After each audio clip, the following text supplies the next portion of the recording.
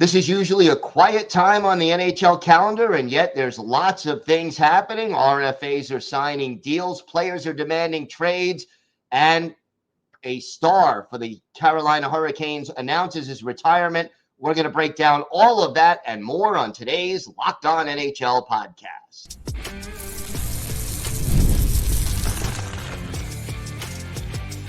You're Locked On NHL, your daily podcast on the National Hockey League. Part of the Locked On Podcast Network, your team every day. Welcome, everybody, to the Wednesday edition of the Locked On NHL podcast, part of the Locked On Podcast Network, your team every day. I want to thank everyone who makes Locked On NHL your first listen every day. Don't forget to subscribe on YouTube or wherever you get your podcasts, so you can get new episodes as soon as they drop. Today's episode is brought to you by Game Time. Download the Game Time app, create an account, and use code LOCKEDONNHL for $20 off your first purchase. Terms apply. I am Gil Martin. I'm in for Ross Levitan, and with Ross usually every Wednesday, of course, is Mike Distefano. And Mike, busy time right now around the NHL, in spite of the fact that usually July 31st, August 1st is pretty quiet.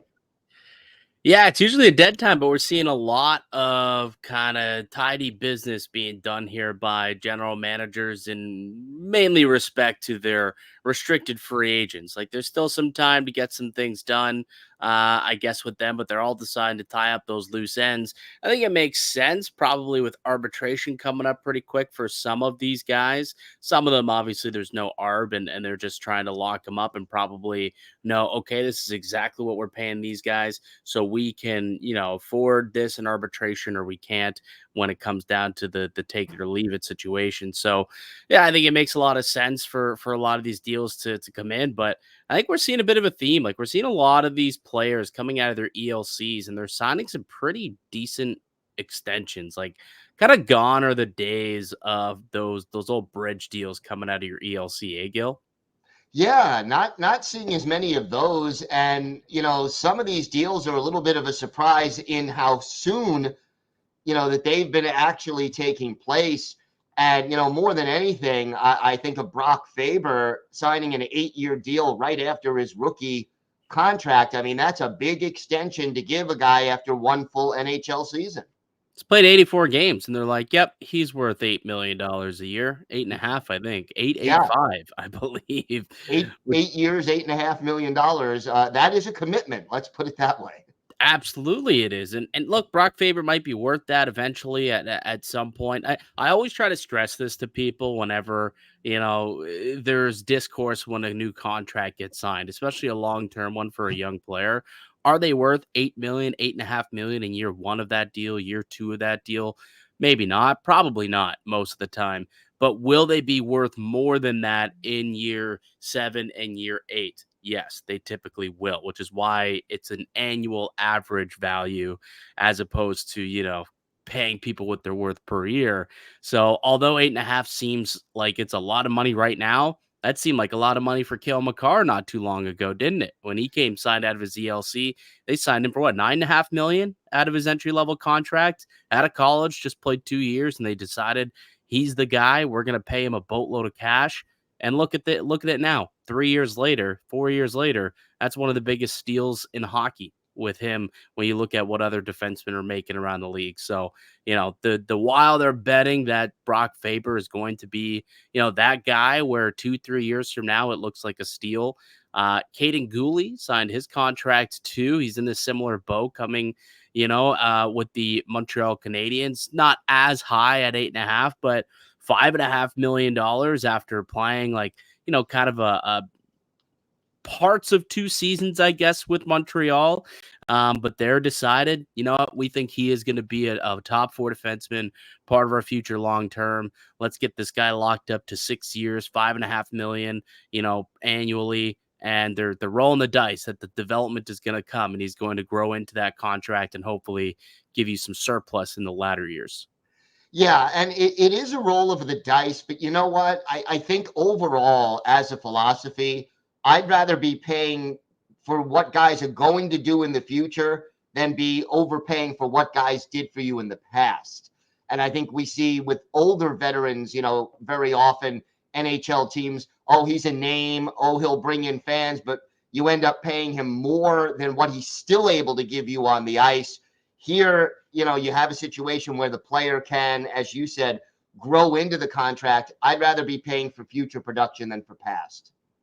Yeah, absolutely. How many times have we seen that work in the opposite, where you've paid a lot of money for a player and you paid for what he did for you, not necessarily what he's going to do? I mean, Pittsburgh got themselves stuck in that situation when they just to continue to pay the tank, continue to play Malkin, instead of looking forward and, well, what are these guys going to be going forward? And I think if you look back, they probably made the wrong decision. I mean, they wanted to keep the band together and try at it again, but obviously, it just they needed to get younger, they need to get quicker, and they need to get guys who could stay on the ice. So they didn't necessarily get the value for the future of what they could provide. They were kind of backfilling on those ends. So yeah, absolutely. There's teams that on the opposite end have really screwed the pooch when it comes to that with veterans. But when you got young players, you can only look ahead, right? You can only look forward because there's still so much runway and so much development for these young guys. So I'm excited to see what a lot of these players can kind of turn into. We saw a lot of these contracts kind of come through to fruition over the course of the last couple of weeks. So I'm curious as which of these are going to live up to those deals and which of them will not, because we know there's going to be a couple that won't also. Yeah, that is always the case, and it always is a little bit of a gamble. And I guess to me, at the end of the day, what it comes down to more than anything else in a salary cap situation is overall you want to get value for the contracts that you're giving out. You don't want to end up paying a lot of money for a guy who's giving you 12 goals and you're paying him $6 million a year. So for a forward, for example. So I overall like this philosophy better, but yeah, it is still a gamble, and it'll be interesting to see, how many of these players live up to the deals that they're signing. Then you did have, for example, the Rangers signing defenseman Ryan Lindgren, avoiding arbitration, a 1-year deal worth $4.5 million. So they're still sticking with the short-term move. What did you think of that contract?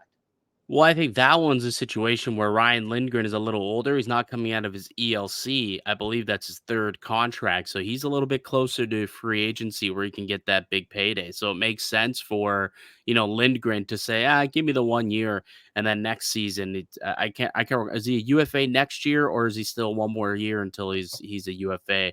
I'll have to look into the contract details, but I believe that would be the reason as to why he would take it a bit of a shorter term. In his mind, he's thinking, basically I'll keep signing contracts till I get to free agency, and then I'll have 32 teams bidding for my services, and we'll see what happens there, as opposed to signing long term with the Rangers. So that's my take and what I believe happened there. Once you get onto your third contract, do you want to stick around in this organization, or do you want to maybe just play the short term game, and then you sign a bridge deal once, you sign a bridge deal again, and then you end up going ahead and you get to play some bigger minutes or get a bigger payday as early as possible at 26, 27 years old, when you finally get to unrestricted free agent status.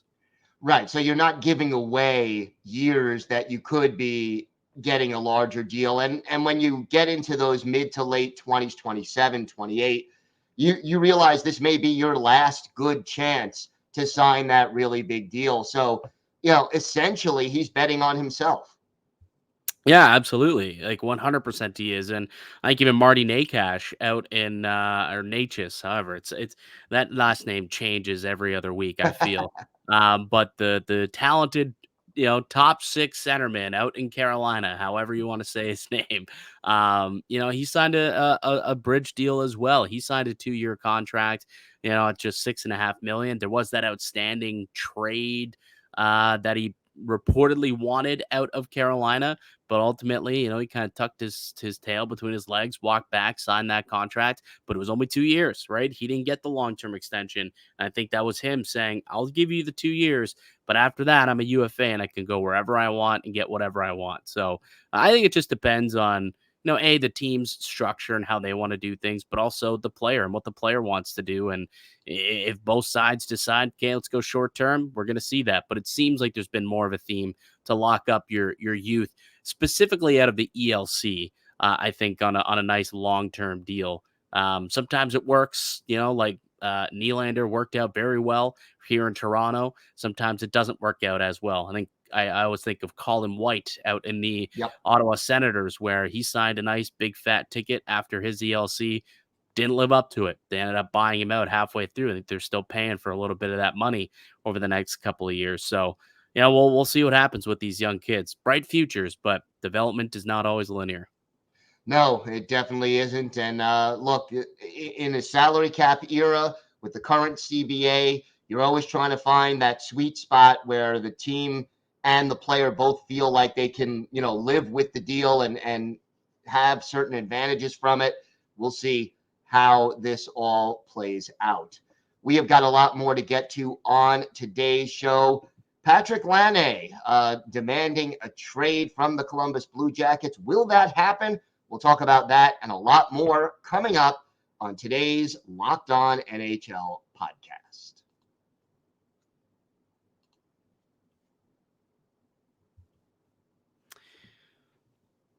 Today's episode is brought to you by Game Time. Game Time is an authorized ticket marketplace of Major League Baseball, which makes getting tickets faster and easier. Price on the Game Time app actually go down the closer it gets to first pitch. I tell you, Gil, I went to a Blue Jays game a couple weeks ago, and I literally waited until 25 minutes before the game, before I pulled the trigger, and I just kept watching the prices tumble, get cheaper and cheaper the closer it got to first pitch. So I can firsthand tell you that is the truth. They've got killer last minute deals, all in prices, views from your seat, and their lowest price guarantee. Game Time takes the guesswork out of buying your tickets. They've got those last minute deals where you can save up to 60% off buying last minute for sports. And if you're not a sports guy, you can go to concerts, comedy events, theater. There's tons of stuff going on that you can save. They've got flash deals, they've got zone deals, all in pricing, and they've got the lowest price guarantee, or Game Time will credit you 110% of the difference. Take the guesswork out of buying tickets with Game Time. Download the Game Time app, create an account, and use the code LOCKEDONNHL for $20 off your first purchase. Terms apply. Again, create an account or redeem the code LOCKEDONNHL for $20 off. Download Game Time today. Last minute tickets, lowest price guaranteed.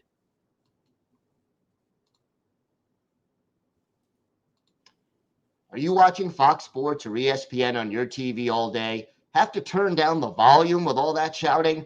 Make the switch to Locked On Sports Today, a free 24/7 sports streaming channel program for you every day to bring you the biggest stories without all the screaming. Locked On Sports Today brings you can't-miss analysis, opinions, and news, streaming 24/7 on YouTube or the free Amazon Fire TV channels app. Part of the Locked On Podcast Network, your team every day. So, Michael, I wanted to get your thoughts about Patrik Laine, now out of the Players Assistance Program.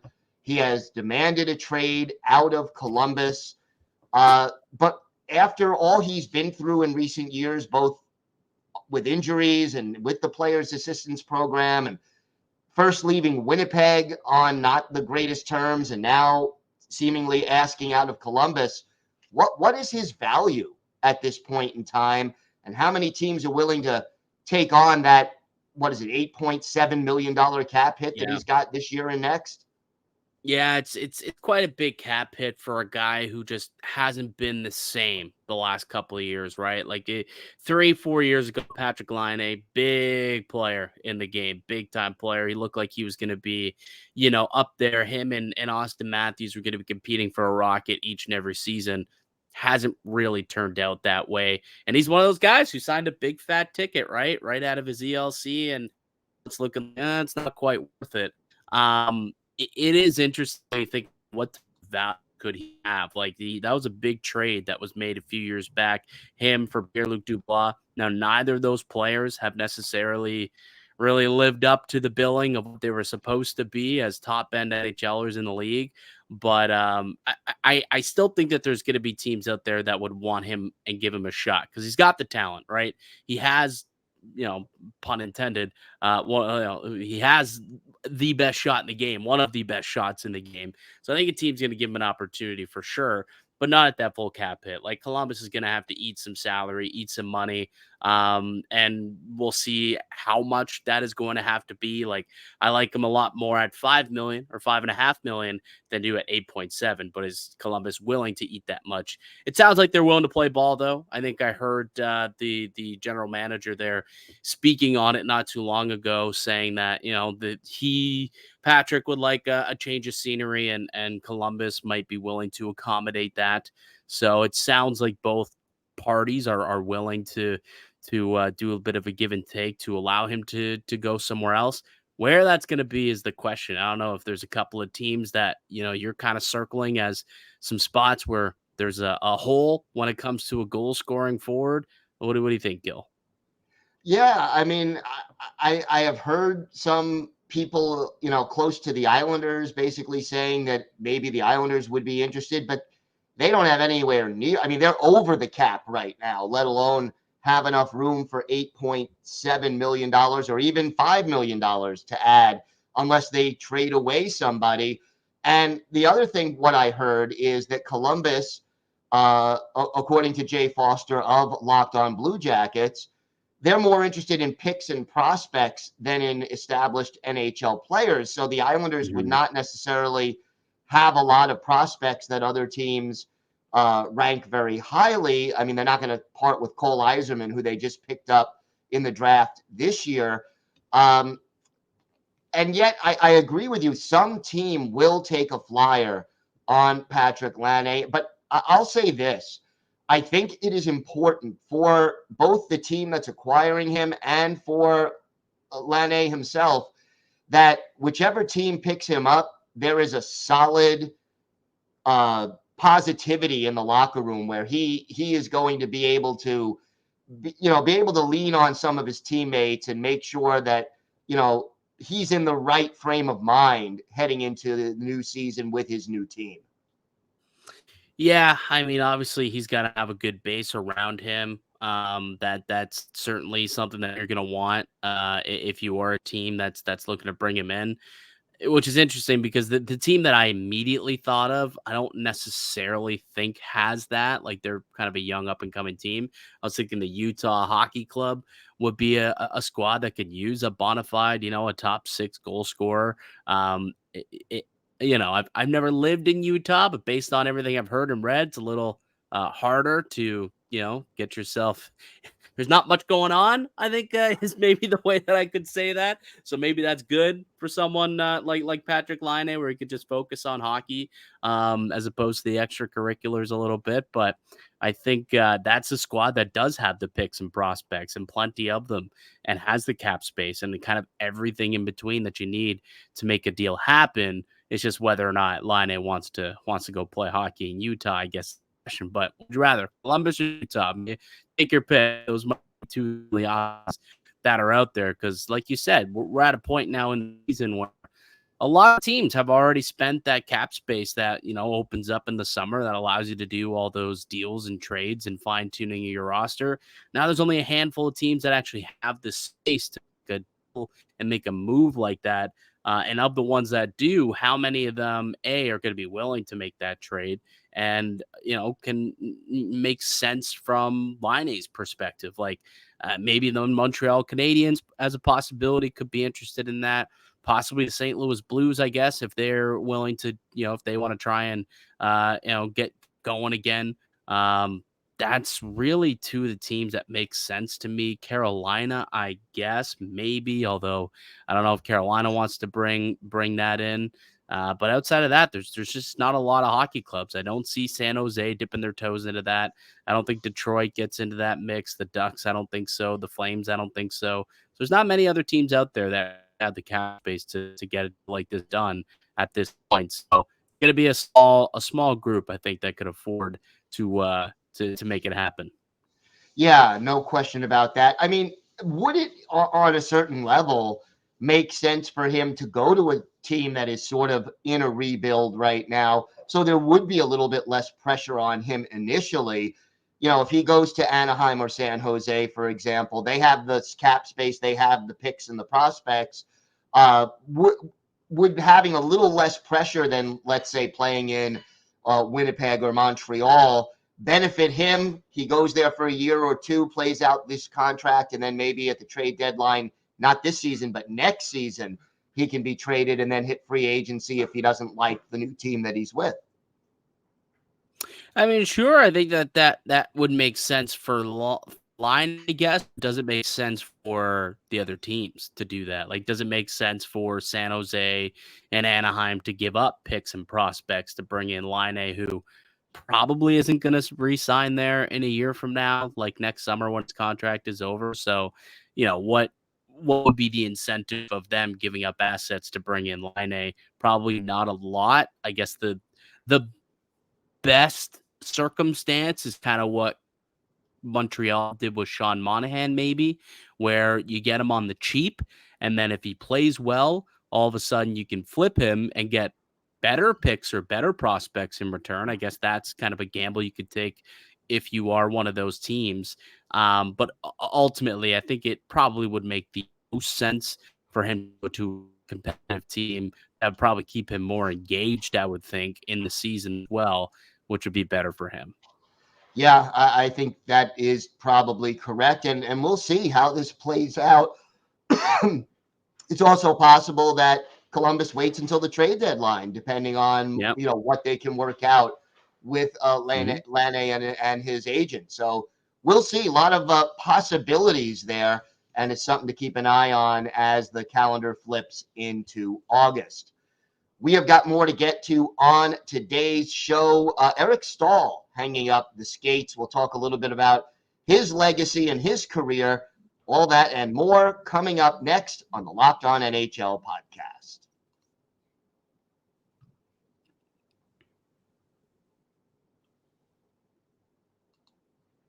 Locked On has launched the first ever national sports 24/7 streaming channel on YouTube, and now it's also available on Amazon Fire TV in the free Fire TV channels app. Locked On Sports Today is here for you 24/7, covering the top sports stories of the day with the local experts of Locked On, plus our national shows covering every league. Find Locked On Sports Today now available on the free Fire TV channels app.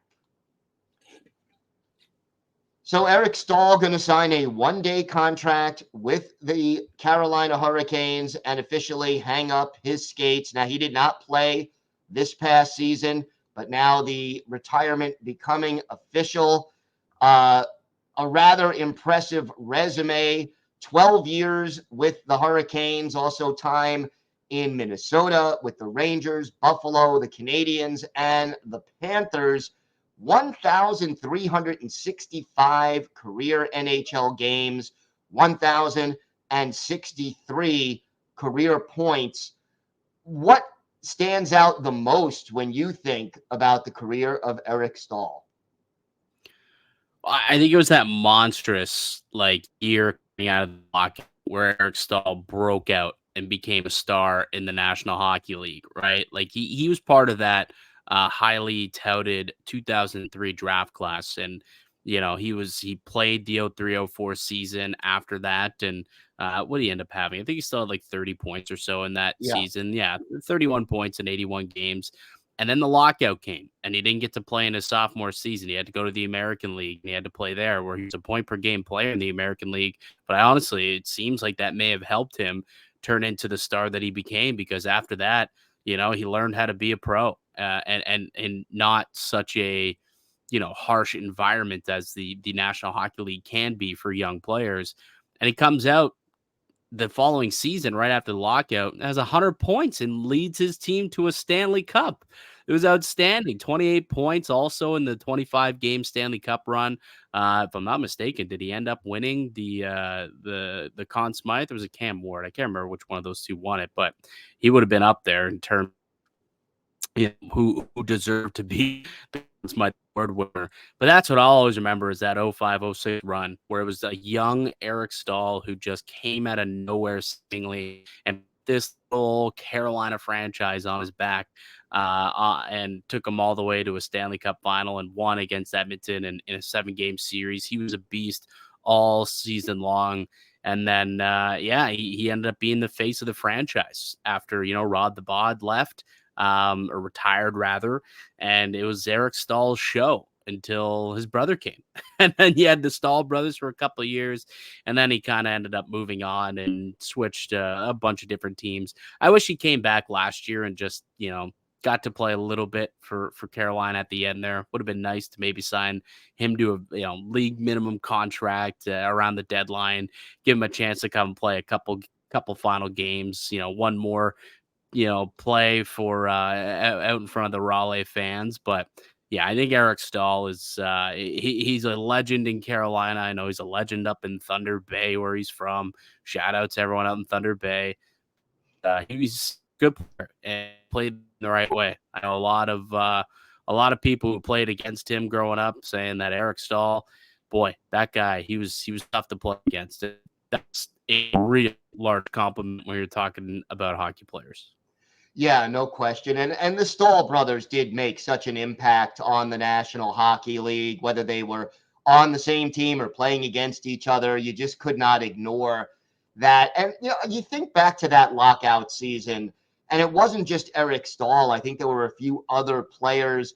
Marc-Andre Fleury, for example, comes to mind, where going back to the AHL in 04-05 just gave some of these guys more confidence and took their game to a different level. He had that career high 100-point season, 45 goals. And then after that, for Eric Staal, 30 goals, 38, 40. Those were some of the best years of his career. And then all of a sudden in 2017, 2018, at the age of 33, a 42-goal season with Minnesota. But, just a great player, and finishes with 455 career goals. He did lead the team, as you mentioned, to the Stanley Cup. Amazing. The Stanley Cup win comes so early in his career, and then he ends up playing, 16 more years after that, but never quite gets back. Got to the final with Florida, but couldn't quite get over the hump in 22-23. I think, was he with Montreal when they got to the final? I can't remember if he was with Montreal at that point. He could have been. Could have been. I have to double check that. But that was a great class, that 2003 class. I'm looking at it right now. Like, Eric Staal, second in points in that class with 1,063. There were 4 players in that draft class to eclipse 1,000 points in the National Hockey League. You had Joe Pavelski, who led. They had Eric Staal, Patrice Bergeron, Brian Getzlaf, and then Corey Perry was close, 905 points. Zach Parise had just under 900 points. Brent Burns, who's still kicking around. Jeff Carter, Thomas Vanek, Ryan Suter, Shea Weber. Like, there's so many good players that came from this draft class. It's unbelievable, and he's one of the better ones that come from it. I could see there being like at least 4 Hall of Famers from this draft class. That's at least 3, maybe 4, possibly 5 Hall of Famers from the draft class. Well, Shea Weber, I guess, is going in this year, right? Yeah. I mean, I could see that as well. I think, Marc-Andre Fleury certainly has a shot. You think Eric Staal is a Hall of Famer? He's borderline. Yeah. I would say. I think he's one of those borderline guys. I think he's borderline. I think, Getzlaf's borderline. But to me, I think for sure you're going to put, you already got Weber in there. Obviously, you mentioned Marc-Andre Fleury. I think he's a Hall of Famer. I think Patrice Bergeron's a Hall of Famer. And then you got, some borderline guys, possibly like an Eric Staal, a Joe Pavelski, a Getzlaf, a Corey Perry. We'll see if any of those guys get the love that they deserve. Does Brent Burns eventually get? I mean, Brent Burns, like, what this guy has done throughout his career, revitalizing his career, moving from forward to blue line, and then really taking his career to a whole other level is kind of insane. So that I think he'll get some love and appreciation at some point. I think for sure minimum there's 3 blocks guaranteed, and probably another 3 or 4 guys that'll be on the bubble, which for one draft class, it's pretty solid.